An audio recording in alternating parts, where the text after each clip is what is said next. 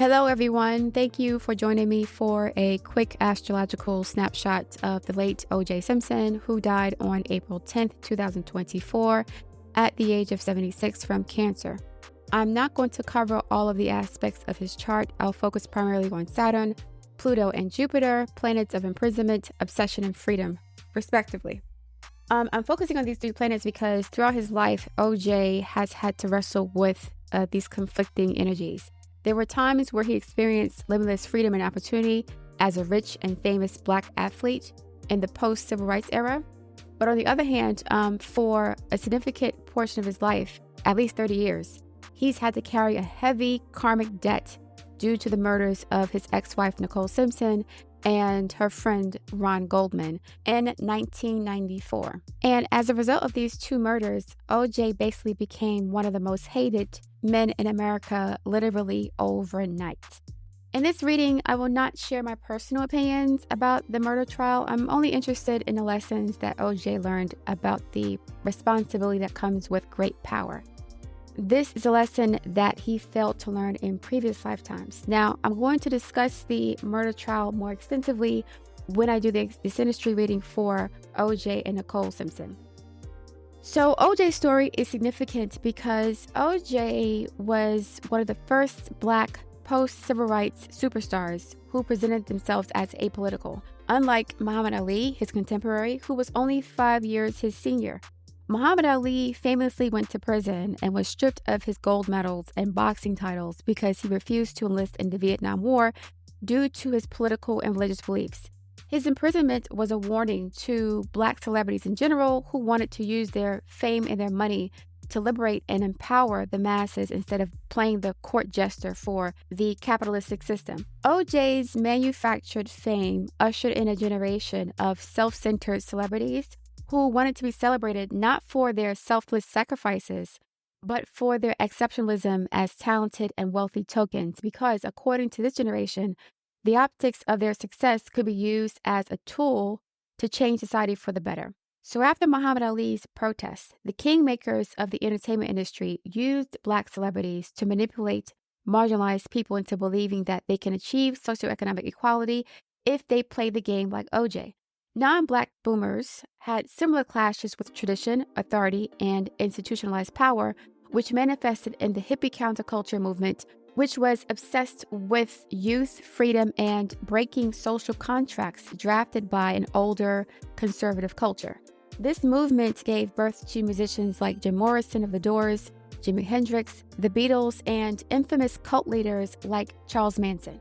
And this is why there is a significant difference between celebrities like Dick Gregory or Sam Cooke and Muhammad Ali, and O.J., Oprah Winfrey, and Sean Diddy Combs.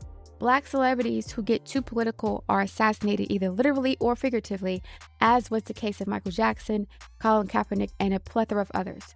So the boomer generation was propped up as tokens used to mask social ills like racism, structural violence, capitalism, and even misogyny, but they didn't mind because at least they were being seen as the first or the only or the best. The first Black CEO of an organization, the first Black billionaire, the first Black president, the only one, right? The culture shifted from collective upliftment, Aquarius, to individual or personal aggrandizement at the expense of the collective, Leo. As Pluto travels through Aquarius, we will see the collapse of the individual celebrity. And for many people, O.J.'s death represents the end of a social cultural paradigm of celebrity worship. So, on to O.J. According to Astro.com, O.J. Simpson was born on July 9th, 1947 in San Francisco, California at 8:08 a.m. His sun is at 16 degrees and 36 minutes of Cancer in the 11th house of friends, social groups, hopes, wishes, and wealth, which forms a trine with his moon at 25 degrees and 36 minutes of Pisces in the 8th house of transformation, secrets, betrayal, death, and even murder. It is significant that his sun sign ruler is in a house that is ruled by Scorpio, and there's nothing more scorpionic than being tried for the murder of an ex-wife. O.J.'s sun and moon form a peculiar trine with Jupiter in Scorpio at 17 degrees and 45 minutes. Although grand trines are usually considered auspicious and very supportive, especially with Jupiter involved, the Scorpio involvement may indicate that O.J.'s relationships were rife with betrayal, danger, and even violence. But He had a lot of external support from strong and powerful people to help him get out of gnarly situations. The Grand Water Trine, which includes the Sun in Cancer, Moon in Pisces, and Jupiter in Scorpio, are in OJ's 11th house of friends, 8th house of betrayal, and 3rd house of communication and information, respectively. OJ also has an ascendant in Leo at 24 degrees and 37 minutes, which is 12 degrees away from Pluto and Leo in the 12th house, forming an out-of-house conjunction with a very wide orb. OJ has Saturn conjunct Pluto at 9 degrees and 1 minute, and in his lifetime, he's had to suffer the consequences of not being able to relinquish power and control, which landed him in prison for almost 10 years, but it also made him a social pariah for at least half his life. Even though OJ was physically free for most of his life, he was still imprisoned by the karma of his previous actions, as often is the case with natives who have a Saturn in the 12th house, okay? So OJ has Mars in Gemini at 6 degrees conjunct the North Node, which is the aspect of someone who's prepared to fight any battle, even to a self-destructive extent. And this is a great aspect for an athlete or gangster or warrior. Tupac Shakur had this aspect as well. OJ's Venus is in Cancer at 1 degrees, square his Moon in Pisces at 25 degrees, which indicates a clash between emotional needs and carnal desires that usually causes relationship challenges. With the Venus-Moon square, money may be used to buy love, or love is for sale. Relationships may be superficial or transactional in nature. OJ also has Uranus in Gemini, square the Moon in Cancer, which can elicit extreme emotional reactions or uncontrollable emotional behavior. This is emotional dysregulation, mood swings, irritability, someone who's fiercely independent as well. And this quality of his personality is heightened by the fact that his moon is in a water sign, coupled with the fact that OJ's sun sign ruler is the moon. And there's also a trine with Jupiter in Scorpio, the sign of intimate violence or crimes of passion. People with Mars and Uranus in the same sign or aspect have exceptional motor skills, which OJ exhibited as a superstar athlete. Mars in Gemini conjunct Uranus also makes someone exceptionally intelligent, brave, and strategic. OJ's athletic abilities and communication skills enriched him financially as a football player, a spokesperson, an actor, and a brand ambassador. In spite of his fame, wealth, and regal countenance, he was relatable to the point where poor Black people around the world, and the United States in particular, celebrated his acquittal as if it were a victory for the Black collective, which was quite extraordinary because OJ was very intentional about disassociating from his Blackness. He was the one who said, "I'm not Black, I'm OJ," right? So it was very odd that so many Black people from different walks of life celebrated OJ's victory. I know why they say they did it. I understand that point, but it is very ironic that OJ made it a point to not lead with race when it came to his brand identity, and he was still celebrated as some sort of racial hero. Very ironic, but also very Jupiterian. He had a lot of luck in that regard. Now let's talk about the ascendant. In astrology, the ascendant sign represents our personality and the way we relate to people based on how we want them to perceive us and thus treat us. Essentially, the ascendant represents how we treat people to get what we want from them. Leo ascendants tend to carry themselves in a manner that commands respect, regardless of race, class, or physical attractiveness. OJ not only had a Leo ascendant, but he had Pluto in Leo conjunct Saturn in Leo in the 12th house, which gave him a very commanding and even intimidating presence. There's a possibility with these aspects that he spent many lifetimes in positions of power or leadership, giving him a sense of entitlement in this lifetime that bordered on narcissistic sociopathy because of Pluto's placement. Due to the 12th house Saturn position, OJ's karmic lessons involved issues of power due to circumstances beyond his control or because he tried to maintain control over a situation that he refused to let go of because of his ego. Saturn and Leo natives have a fear of losing face or losing attention or status because of some sort of scandal. So let's go to Jupiter in Scorpio in the 3rd house. Jupiter is the planet of optimism, opportunity, expansion, and amplification. The sign that Jupiter resides in reveals a natural gift or an expertise that is inherited by ancestry, social conditioning, or an excellent education.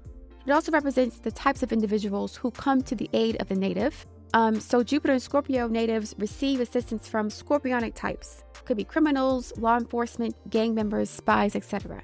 The third house represents short distance travel, early childhood education, communication, writing, and general life skills.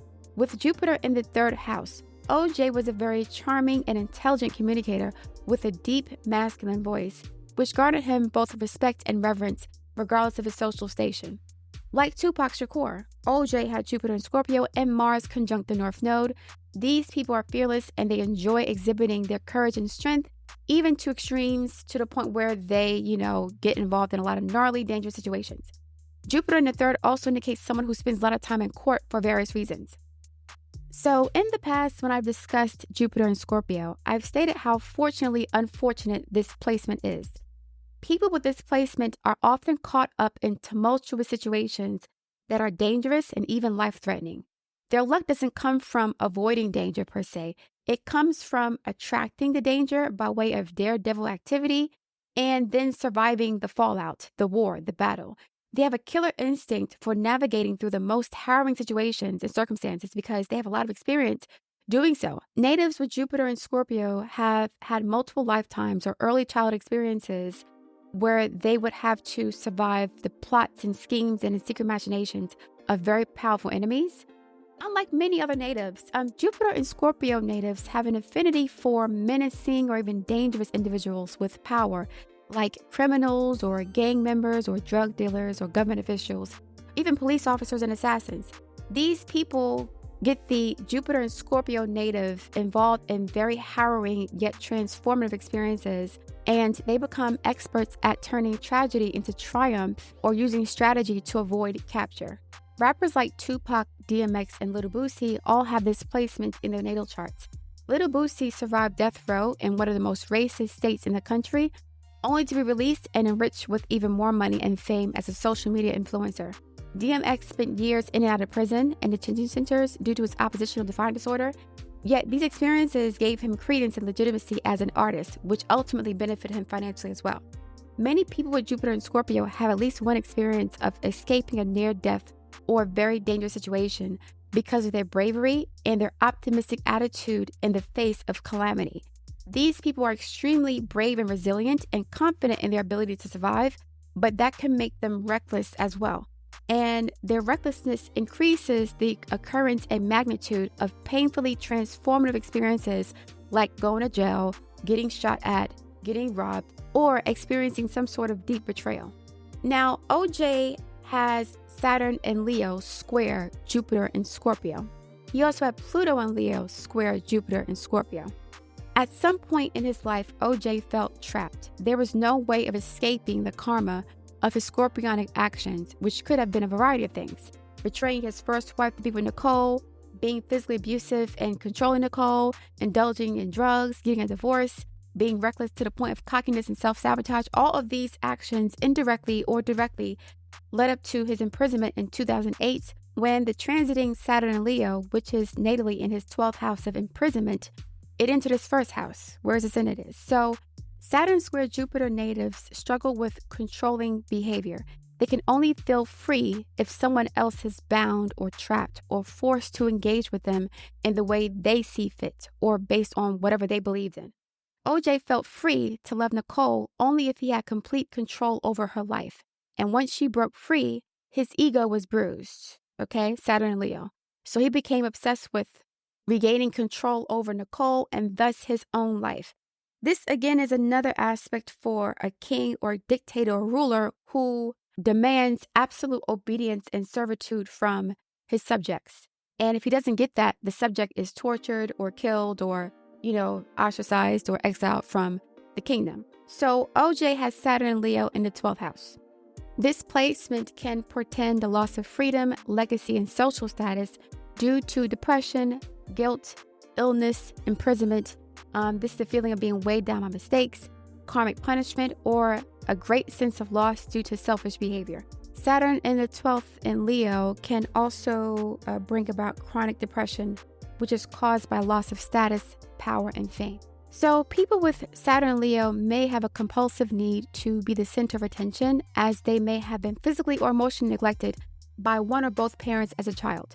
OJ was the first Black celebrity to be rewarded for being the symbol of success and progress and freedom post-civil rights, even though he intentionally avoided addressing controversial topics like race, politics, and economic inequality. As I stated earlier, he's famously quoted as saying, "I'm not Black, I'm OJ," meaning that his fame and wealth granted him a new social status as a white man, which according to Dick Gregory, the late Dick Gregory, is an attitude, not a skin color. OJ and the celebrities that followed his blueprint were rewarded for wearing the decadent veil that seduced masses of poor people, particularly Black people, into believing that careers in entertainment, sports, music, and movies were more respectable and significant than less glamorous careers in construction, medicine, math, and science. And this is why at some point, to me, it seemed like the majority of Black men wanted to either be a rapper or an athlete. And this is because of the OJ programming, which was transferred to future superstars like Prince, Michael Jackson, Michael Jordan, Whitney Houston, and Mike Tyson in the 80s.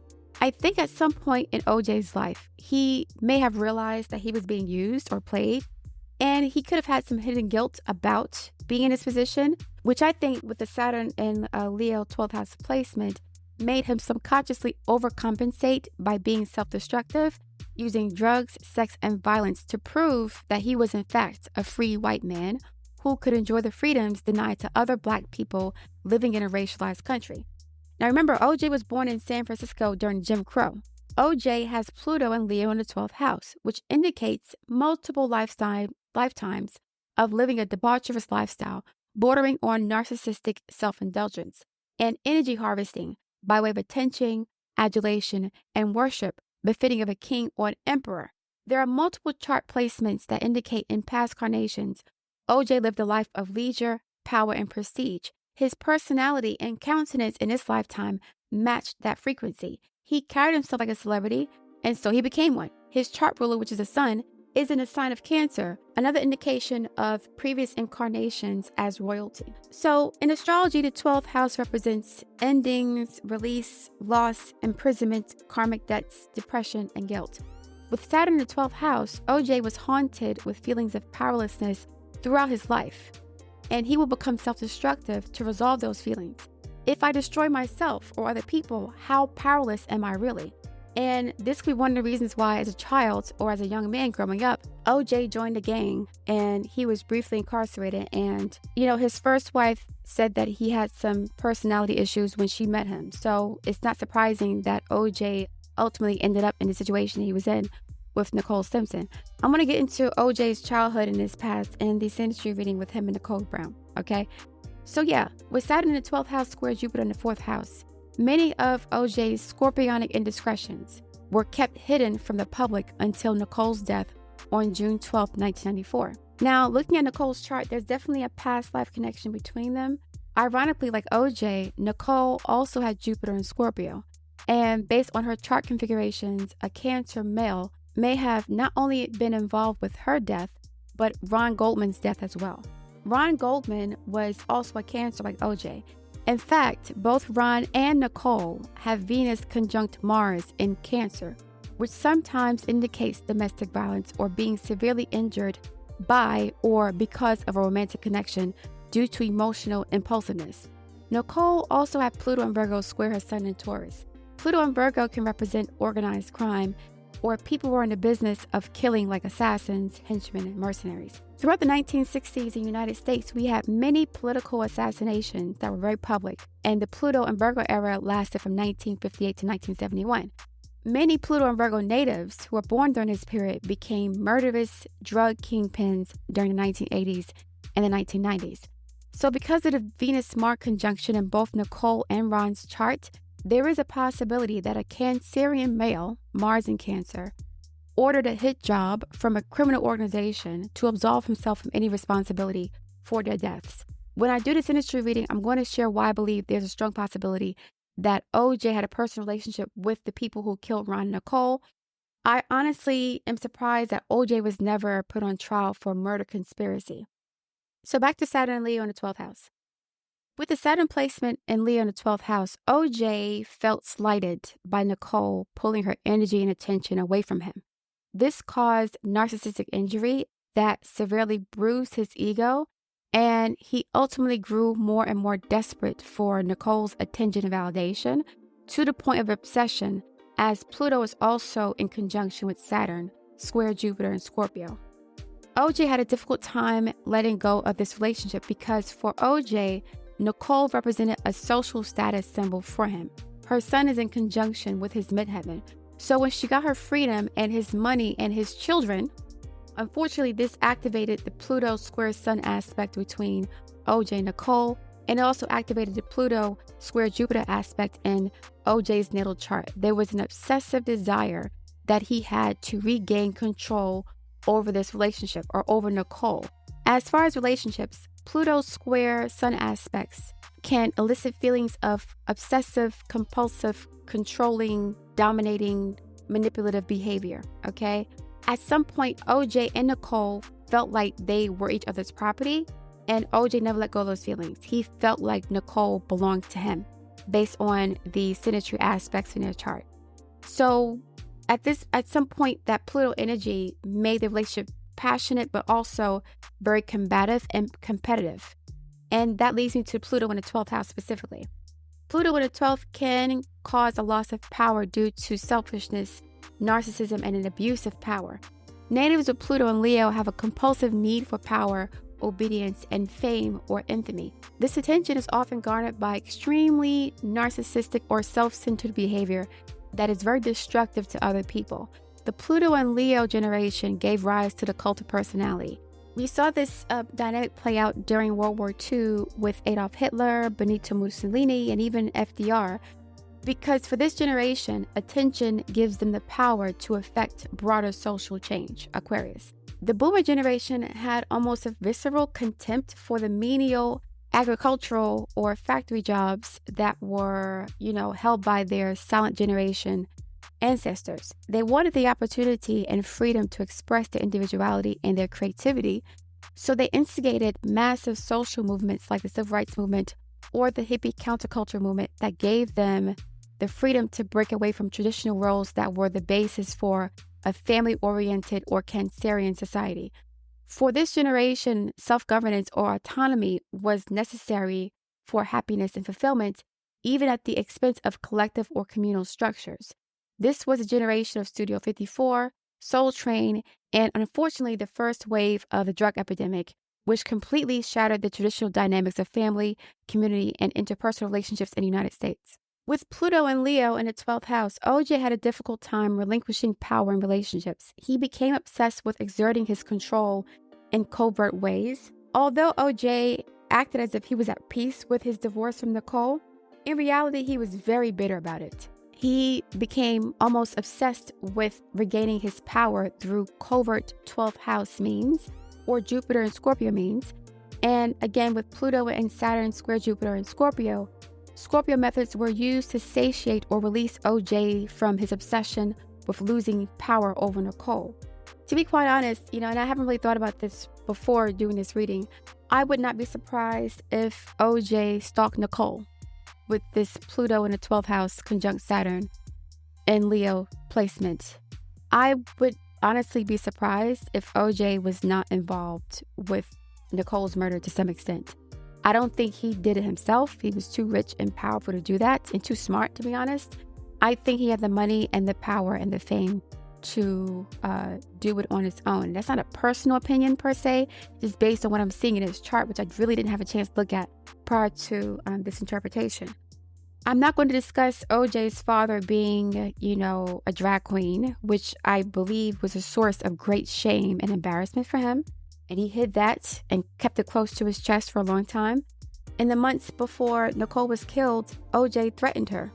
They had been divorced at this point for, almost a year. OJ to me strikes me as someone who becomes more obsessed with someone when they walk away from them, because he wasn't the one who walked away. Nicole took her power back, and that made him furious. I wouldn't be surprised if he was just livid about the fact that not only did she walk away from him, but she was getting paid handsomely, alimony and child support. And she still was attractive enough to get another man to spend his money on. So yeah, I would not be surprised if OJ stalked Nicole Simpson. OJ's Saturn and Pluto form a square aspect to Nicole's Sun in Taurus. Pluto's Sun squares in synastry can elicit feelings of possessiveness and an obsessive desire to control another person. If either party refuses to submit, violence and manipulation will play out in the relationship.